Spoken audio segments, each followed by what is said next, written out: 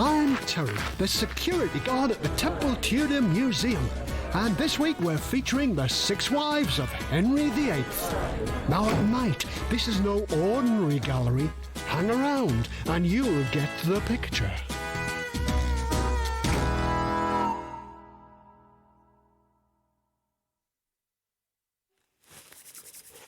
My wife says she's cooked me a nice jacket potato for me supper tonight. Oh, bless her. She's wrapped it in tin foil to keep it nice and hot. Hot, hot, hot. Oh, Oh dear, what have you done now? Oh, hello, Catherine. I've burnt me hand on me tatey. Let's have a look. There, there. I'm sure I'll have something here to ease your pain. A leaf covered in honey. I know all about hot potatoes. I certainly married one. Grandma!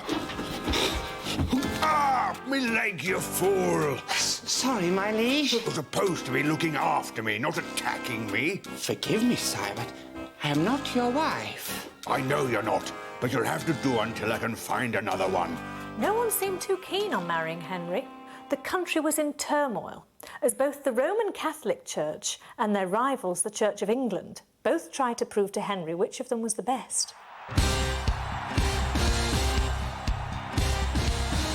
Introducing in the red corner, representing the Catholics, it's battling Bishop Stephen Gardner! And introducing in the blue corner, representing the Church of England, give it up for Archbishop Thomas, the Typhoon Cranmer! Seconds out, round 1. Been in the wars, Cranmer. It's those pesky Catholics, sire. Getting too big for their boots again. Had a bit of a run-in with Bishop Gardner. He keeps saying that you should marry a Catholic. I was brought up a Catholic, but I like to read and write about religion for myself, and Catholic women were not allowed to do that. I was much more interested in Henry's church. He'd have liked that. You must have been an ideal match for him, pet. I would have been, except I was already in love with a man called Thomas Seymour. My sister was a lady-in-waiting to Catherine Howard, and that is how I came to meet him. Everything was going fine until... I say, fool! My liege, you startled me. Is that your boyfriend? I've been having a bit of trouble with religion. Are you Catholic or Church of England? I've been reading a lot about your Church of England, and if I had to choose, I would choose that. Good, that'll do. Will you marry me? My answer is yes. Hurrah! A Church of England wife at last. Curses, Tommy Cranmer, we'll see about that. We were married at Hampton Court on the 12th of July, 1543. Life in the royal court was wonderful, but my real passion was religious study. I even began to write a book myself. Come.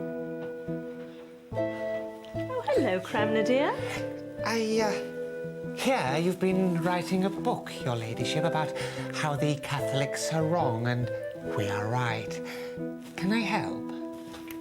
Curses, but pesky Tommy Cranmer is trying to give the Queen ideas. More and more people were reading the Bible, but the Catholics said this was heresy. Heresy? What's that? It meant you were a heretic, a person who was committing a crime against God. And if you were convicted of heresy, you could be executed. Fancy getting your head chopped off for reading a book. Writing a book was probably even worse. I wasn't sure whether to show it to Henry. Oh, Henry, darling. Did you finish that book you were writing? What book? Well, I thought that you were... Henry! Henry was terribly ill. I thought he was going to die. I was dying to show him my book, but then I had second thoughts. Look after the children and me and keep your thoughts to yourself. That's a warning. My book became very popular among certain people in the court. This book is a masterpiece, and this woman a genius. Excuse me, Yes, man in hood? I'd like to read it. Why, then you shall. I think it's time for the king to know just how far the queen has taken her new writing career. So, what do you think, my liege? I think the woman has ideas above her station. You might even call it heresy. Arrest her! When I show the royal guards this arrest warrant, they'll throw that troublemaker Catherine into the tower for sure.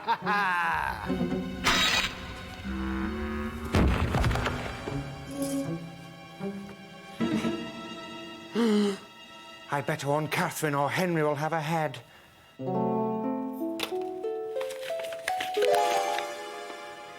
Oh, no!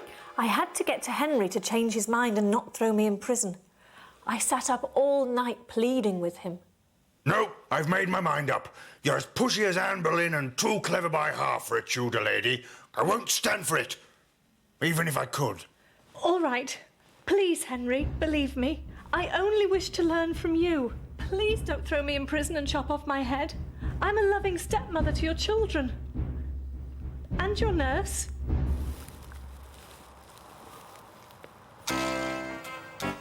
Well, well, this is a funny place to fry your eggs, Gardener. Very funny, sire, on such a sad occasion. I take it you are taking your wife to the Tower of London to chop off her head? No, I'm taking her for a walk around the garden to chop her some flowers. She's a fine wife and a fine nurse.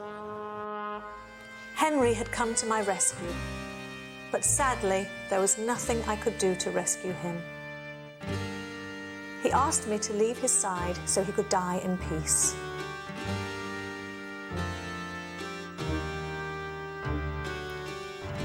Have you any last wishes, my liege? Yes.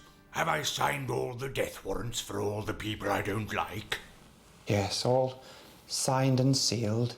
Oh, good. Bye. What a monster. Even on his deathbed, he's killing people off. Henry was buried next to the love of his life, Jane Seymour. And a short while later, I finally got round to marrying mine. Oh, that just about puts the lid on that. Divorced, beheaded, died. Divorced, beheaded, survived. Oi, don't you want to hear about my hat trick? All three of my children went on to rule England. Perhaps another time, my liege. I think it's about time I went back to see my wife. Toronto.